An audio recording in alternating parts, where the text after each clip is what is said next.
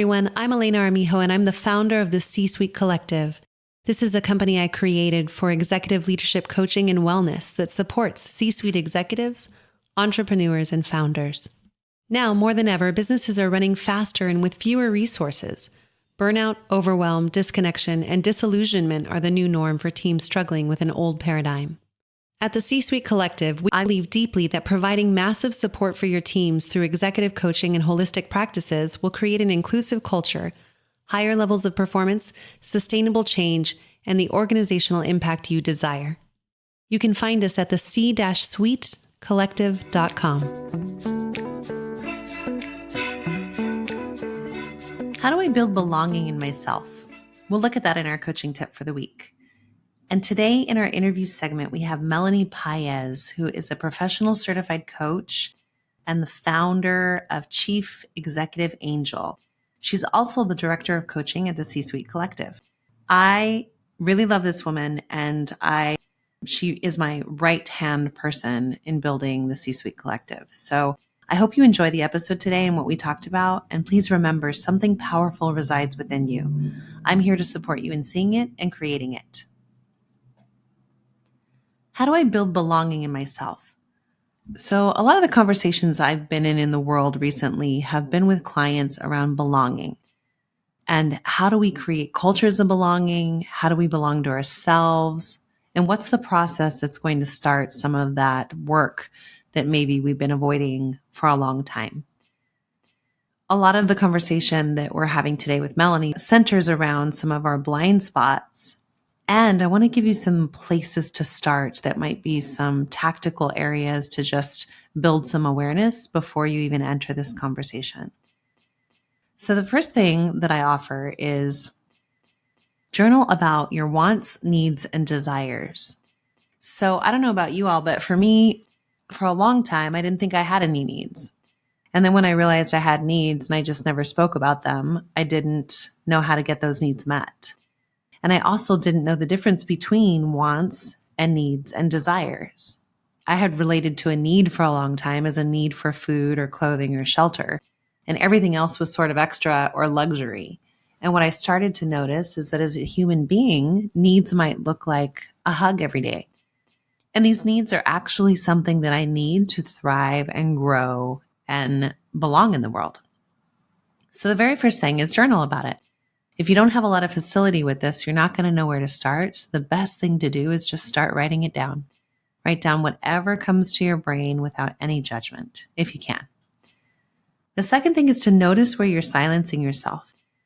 So even in this writing exercise, notice if you're wanting to write something down and you resist it because you're silencing that part of you that has a judgment about your desire or your need.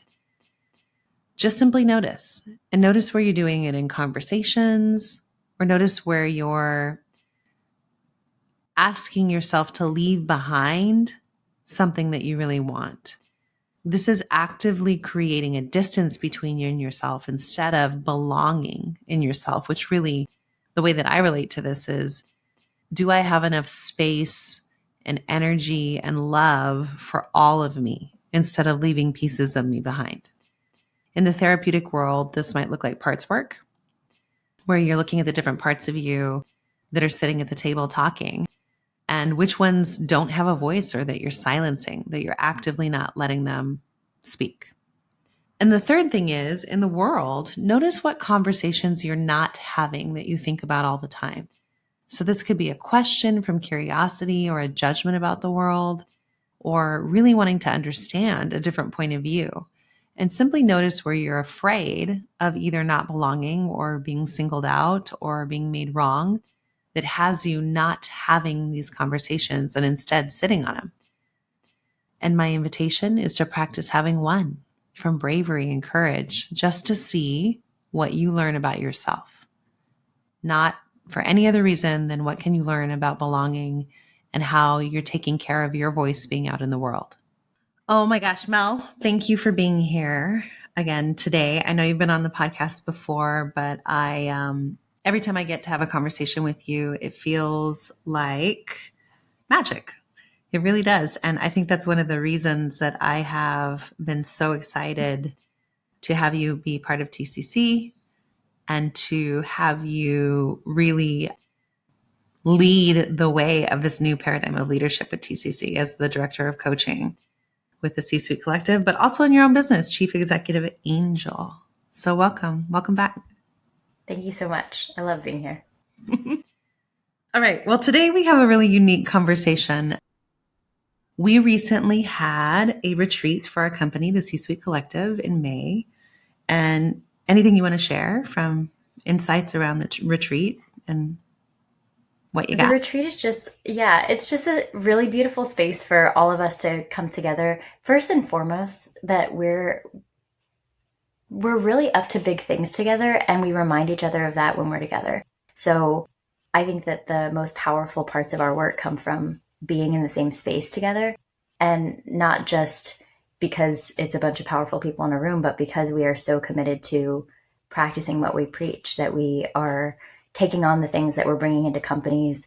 We're asking a lot of people to be really brave and to shift the way that culture goes for them. And we really do it for ourselves. And that's the place I think that it happens the most potently for us.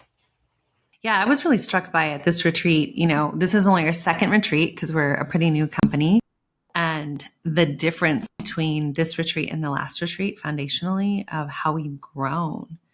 And some of the things I've noticed is we are clear about our mission and vision and where we're headed in the world. And we also, as a collective, felt like we really were past the first hump of, do we belong here? Which is what the first retreat felt like to me. And this retreat felt like, okay, we all know we belong. And what's the foundation we'll create to really use our magic and our gifts in the world? Do you have it differently, or did you have a different version of it? I do believe also, like, there was a foundation of belonging created in the first retreat where every single person really got what they're doing at the collective and why they said yes to it, why they were seen as a pivotal member in it. And that foundation feels really strong from the first retreat. And this one, yes, is like more like, okay, we really are a collective now. So what is like what we are doing? Where we belong? Where are we choosing to belong in the world together? And it's so exciting to create that foundation. Yeah. Well, part of the reason that we're having this conversation today is I wanted to talk about our own blind spots that we found during the retreat. So one of the things we're continually defining is, how do we practice what we preach, which really means, are we looking at our own blind spots? Are we having tough conversations? Are we willing to bring things to the table and not sit on them with each other, just out of clarity and kindness instead of a culture of nice? So at the retreat, we started practicing this, and will you share a little bit about what we learned around, number one, the piece about tough conversations? Probably that first. Yeah. Yeah, I think the thing I really want to say is how proud I am of this group of people, because positioning ourselves as the practitioners or the supporters of this, we really could come from an elevated perspective of like, we already know how to do this. We have the tools for it. So we're just going to come and give them to you. But we're not doing that. We are very aware that we're people too, inside of a company too, and that every single collective of people that come together need to be looking at things like this if they're committed to shifting culture. So our willingness to know that we're always going to be doing the work that we're providing is a humility and a courage that I'm so proud to be a part of. And I think that what we realized in this one is that we do have blind spots just like anyone else, and that by addressing them in the moment, there is less of a need to go clean it up later. And we have the benefit of that. We have the benefit of being new. So we can start from a clean space and clean up our space as we notice the things that we bring to the table are like needing attention. So we learn that we have blind spots, and we learn that even though we have the tools and we teach this, that that doesn't exclude us from the discomfort that comes from having to take a look at our blind spots and how they impact other people. Really beautifully said. And thanks for the normalization of it, because I really do believe that if anybody's going to be doing this work in the world, you have to be willing to go first. So I really hear that's what we're doing. Yeah. Yeah. I think that there's so many easier paths, but we're not committed to doing it the easy way. Yeah, that is for sure. Yeah. So a lot of people in our work talk about masculine and feminine dynamics. What is your like very simple version of what that is in the world? I think that in order to talk about a new level of leadership, we have to look at the way that things are positioned in culture automatically. And whether it was intentional or not, the culture kind of skews to valuing a masculine perspective. And a lot of people who are doing work to make room for a feminine perspective then have the scales tipped all the way to the other side sometimes. So we're in our own process of looking at where we are on that scale. I believe that people who are in this conversation are all looking to create equity, equality, dignity. And in order to really do that work, you got to be willing to look at the places that you're missing the mark. Yeah. And to me, when I hear masculine and feminine energy, for a long time, I didn't know what that meant. And I didn't also know if I believed it. So for people out there who might be struggling with that, I just want to normalize that it's all of you in one body. It is parts of you that exist and they're qualities that have been defined by masculine and feminine energy. And you don't necessarily have to choose to believe those definitions, but what we are talking about is the whole self, bringing the whole part of you to the table and looking at pieces that are unbalanced. So, do you have anything else to add to that definition, Mel? And I think you got it. Okay, cool. Yeah. So, you and I have been in a conversation around where we've noticed a lot in partnerships in the world, in our lives, inside of the C-suite collective, in organizations, this unbalancing of energy. And one of the theories you and I are working with is around how, for so long in systems of oppression, especially coming from the feminist movement, that there has been a lot of shifting of power towards women really working towards equality or taking back things that they've lost or some perceived version of trying to balance the scales. So, Mhm. what's your opinion around how that movement's gone and where we're at now? I really started my journey of this as in women and gender studies in university, and I really loved it. I really loved the willingness to look at how the world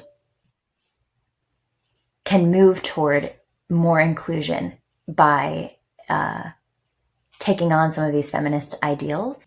And I noticed that there was a stopping point in a lot of my studies where it stopped at anger and a new exclusion, that in order to be included, we needed to then exclude people who were historically in power. And this very common experience, I think, that happens with lots of different forms of prejudice, where the person who had been the oppressor previously needed to then be oppressed. And this is a hard topic to talk about because there are a lot of feelings that are involved, a lot of people who really have a lot of evidence that it does need to start with a new tipping of a scale for things to even out eventually. And I'm not here to say that I have it figured out. But I am here to say that I've noticed that that way of thinking creates a pretty dangerous exclusion, Mm. walking toward the process of inclusion, and that at the C-Suite Collective, we're just taking a curious look at what else might be possible. Yeah. Well, and to be really, really blunt, like I've seen it in the world in my own relationship. Like where have I stopped in anger or suppressing my own thoughts or opinions to try to be inclusionary, but really my methods are still manipulation or control or strategy instead of listening and making room for other types of energy. So, do you have that experience in the world, or what are you noticing? Absolutely. And I'm glad that you used the word strategy because it very clearly makes it into a head conversation, which I think is what a lot of people are doing with this is like, I haven't felt safe and I'm going to come grab my safety back. And that means that you have to get on the floor. And that is a normal thing when people are afraid to get into their heads and out of their hearts and do what has been done to them. And I find it ineffective at best. Yeah. And so I noticed that in my own experience too, that there's been a lot of a lot of hurt and anger where I've tried to overcompensate for it and it hasn't panned out well for me. And I appreciate that we're calling it masculine and feminine. And sometimes we might talk about the women's experience or what we notice in a men's experience, but this talking about it as feminine and masculine dynamics instead of man and woman includes all of a person because we all have those dynamics within us, but it also includes all genders. And by leaving any person out of this conversation, we are missing the mark. We're talking about humanity here. We're not talking about any particular group of subsect of humanity. And to create inclusion would be to not leave anyone out of the conversation. Hmm. And not leaving anyone out, like, let's get tangible about this. This looks like, having room for what? Having room for women who are called too bossy or too powerful in rooms where they're actually just leaders, and having room for men to have emotions in spaces where they're told that they need to present themselves in a stoic kind of way, to have room for non-binary and trans and people in leadership whatsoever. Exactly. Yeah. And to have room for simple things like when I want to be in my creative flow, someone else might want to be in rigor or structure. Or nothing, everything about me wants people to be comfortable in a conversation or heard or calm or present, which, is all related to my own trauma around like conflict and not liking it. Yeah, Then I can have space for someone who's really angry and needs to be yeah, angry and can sit in anger instead of assuming that anger is a bad thing. yeah. I also, so, in society as I viewed it growing up, I was very uncomfortable being a very sensitive, emotional woman. And so when I got into a space of like coaching and healing, I was starting to have a lot of room to be more of who I am. And I got really cozy and comfortable there in being able to leave out some of that rigor and accountability that comes from a more structured or masculine way of being. I got let off the hook a lot. And I really could stay in a lot of spaces that allow that and celebrate it. But what I'm committed to is making space for all of it. And I'm noticing that there's discomfort that I have to be within myself to allow that to start happening. And it's definitely anger is one of the things that I am learning to make more room for, but also just the rigor and structure that comes from Mm. a more masculine leaning leadership. And I would hate for a movement that is including the feminine leadership to leave out these beautiful gifts that come from masculine leadership. Can you say more about that piece? Yeah, it really does take some humbling on my account because those aren't the gifts that I bring so naturally. That creating a plan and a structure and saying things directly and holding people accountable to what they say, those things move things forward. They move, they Mm, create movements. And mhm, it is so important to value the flow and the creative space. And there's so many things that are in culture that are stamping those things out. But we really can't have one without the other. mm. And any kind of lean that anyone needs to take to allow more of those parts of themselves to come through is important. But yeah, not forsaking one for the other. Yeah, that's really beautiful.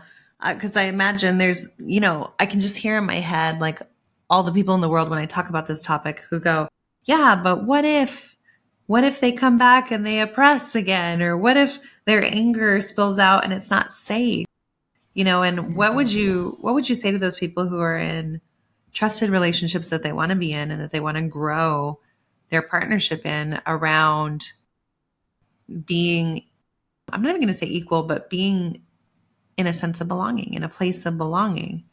So what would you say to Mhm. those people that are resisting that still in relationships that they've really chosen at work or Yeah. organizations or personal life? The very first thing I would say is welcome to leadership. If you have positioned yourself as a leader, whether it's a leader of a company, a leader of a movement, or just a leader in your life, if you're saying, I'm going to be the one to choose something, then you've got to be willing to be with the incongruence that happens within yourself when you're still tied to the pieces that make you more comfortable.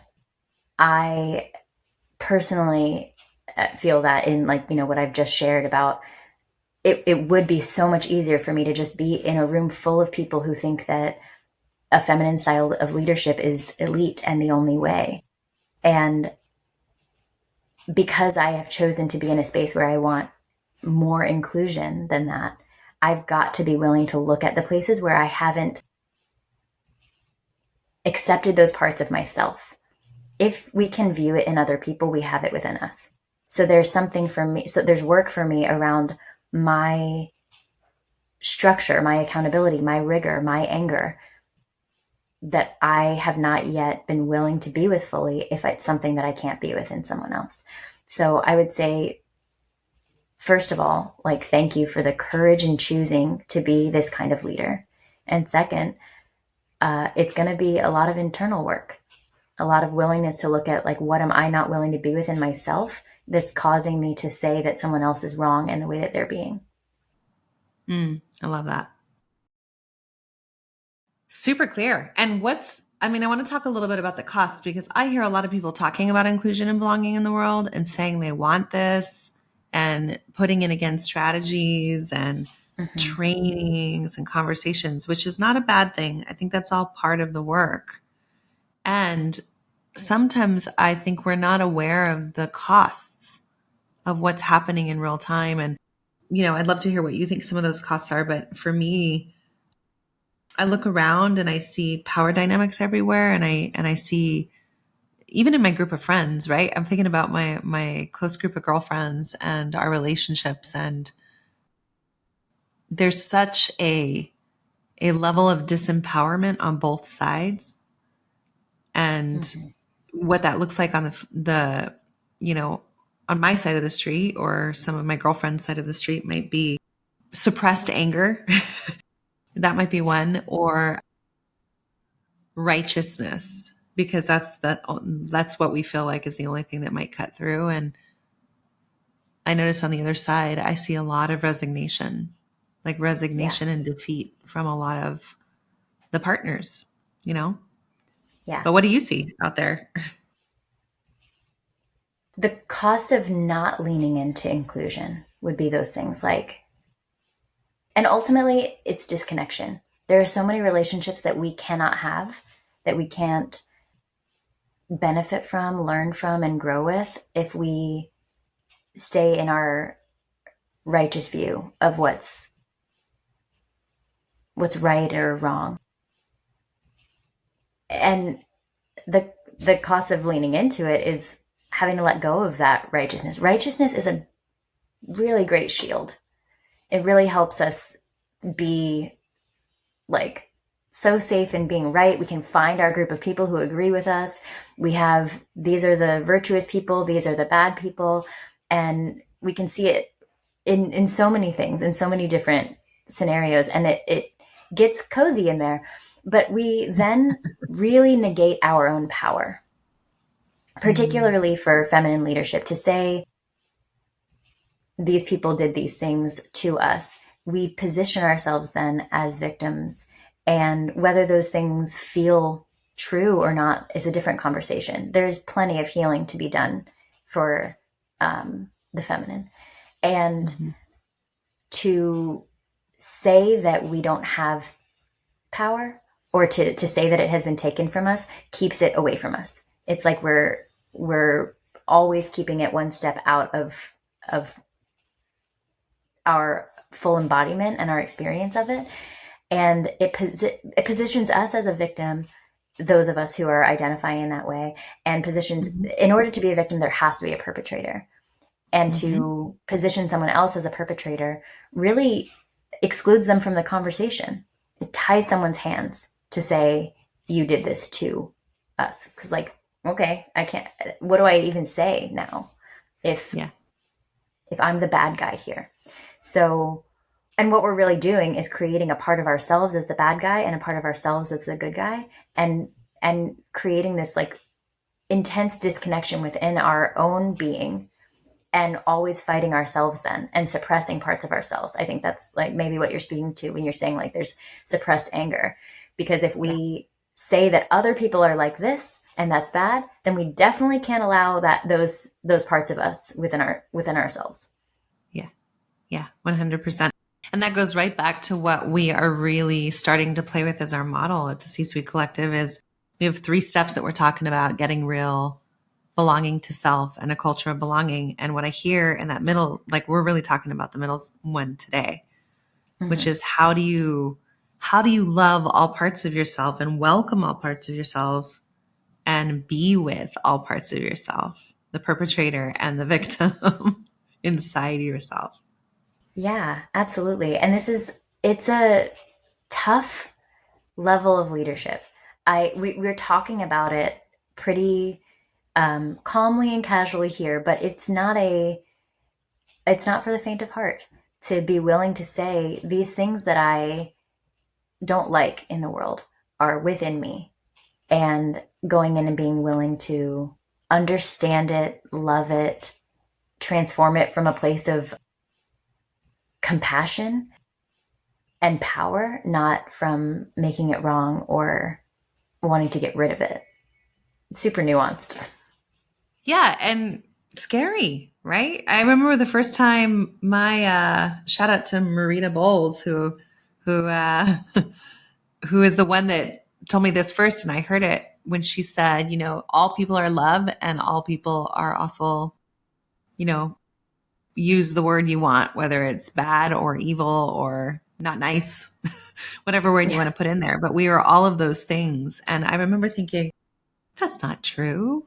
And there are parts of myself that I don't think I'm a, evil person. And I don't, it's not that direct, but there is underneath that a flavor of, can you see in yourself that you can be all of these things in this Mhm. life? And it comes from choice and healing and looking at the pieces that you don't like in order to be the person you want to be in the world. Yeah. The word that I like to use as opposite of love is fear, Hmm. because it all of those other things come from there in my perspective. And it also just gives a little bit of, for me, using the word fear creates some compassion, Yeah. that it's something that was grown in us that can be healed. that there aren't necessarily like these immovable negative qualities, but that if we can see them in the world, they are within us, and they're not bad things. They're calls for love. They're calls for love. Woo! Man, it all goes back to love, right? And what do you say to the people that hear that and they go like, I don't know what that means, or that sounds so easy. Well, the ones who don't know what it means, I would say it really is a process, and we are talking about it very like conceptually and ethereally here. So when people do have these kinds of conversations with me, I have the conversations very much more in application to the things that are going on in their lives. So I would say, like, take a look at a relationship that you're thinking of while we're talking about this, whether it's a work relationship or a personal relationship, and look at the places where you've placed blame externally, and like, what's that experience that you're having of this person underlying? What's the story that you believe about who they are? And see where you can locate that within yourself.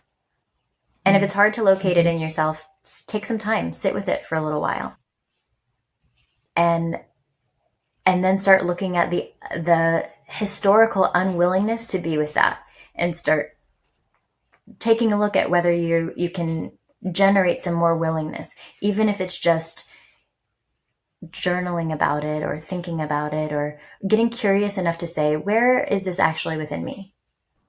Mm-hmm. Mm-hmm. Yeah, And then the people who say it's easy, they won't say that anymore. that's easy. It's just love, which is hilarious. I don't know if anybody really believes that, but well, what do you think will happen for this new paradigm of leadership if we continue to have this conversation? What's the dream? I'm at the point where I don't believe that there is a new paradigm of leadership without this conversation. And so I'm Mm, really grateful that it emerged, because it really wouldn't be new. It would have been the other side of the same coin had we not been willing to look at inclusion to this level. And I would say that what's available now is way more common ground than would have been possible without this kind of conversation. And in that common ground, there's equal dignity. There are going to be spaces where people are not just allowed to be more of a full version of themselves, but even required and challenged to be that. And that the fullness of the workspace will, people talk about work life balance all the time. This will be like a full immersion of like more presence for people, that people will be present to the gifts that they have and who they are when they wake up in the morning and are with their families, when they go into their workplace, and when they go home. That people will live less fragmented lives. mm, mhm, mhm. That's gorgeous. So, places to start. I heard step number one, journal about the relationships you're in, including the relationship to yourself. What are Mm-hmm. the next two steps after that if you had a gift to give the world? Well, I'll back up and give a pre step, which goes in line with the 3 steps that we've created, which is the getting real step. Mm, First, like, what you've listened to here, what has come up for you? What has poked you? What do you agree or disagree with here? What are the things that you see that we didn't see in this conversation, or that we saw that you didn't see, and what's coming up for you? The getting real with what's going on within you and within your company is the first step. So journaling about that, having a conversation with someone about it, listening to this podcast with someone, and starting to have some dialogue, especially if this is a new kind of conversation. And then then some willingness to look on your side of the street. And if it doesn't feel like you're in a relationship where looking at your side of the street out loud to them is safe or comfortable enough yet, that can be a private practice. Just the mm. willingness to do it on your own. Beautiful. Well, thank you, Mel. I know this is a huge conversation in the world, and you and I and the collective are just starting out at the very beginning of this conversation. So thank you for your willingness to come here and share your thoughts with everyone and your dreams for what's possible next. Yeah, thank you so much. It's so important to me, and the urgency for this kind of leadership is what pulls me forward. That it's so important that we're having conversations that center dignity for all, not just for the people that are like us, or not even just for the people who agree that dignity is important. Mm. That, yeah, we've got to move forward in a way that creates true belonging, not just like belonging for the people who think belonging is valuable. That's really beautiful. That's our new banner, our tagline underneath our mission and vision will be dignity for all. Mm-hmm. Beautiful. Well, thank you again. I love you so much, and I'm so grateful for your leadership. Thank you. I love you too. Thank you If for this this. conversation sparks something for you, let it move through your week. Take it with you, take on one small action to move the ball forward. And if you want to join our community of leaders who are daring to lead with courage and heart, you can find that at www.elenaarmijo.com or www.thec-suitecollective.com. I reserve a small number of complimentary 20-minute sessions for leaders who want clarity on what they need and insight into what is getting in the way. The practical next steps that create real movement and results in your leadership journey. So you can schedule a call through the link below. It's in the description. Like, subscribe. Thank you for listening, for showing up, and for doing the work of being human together.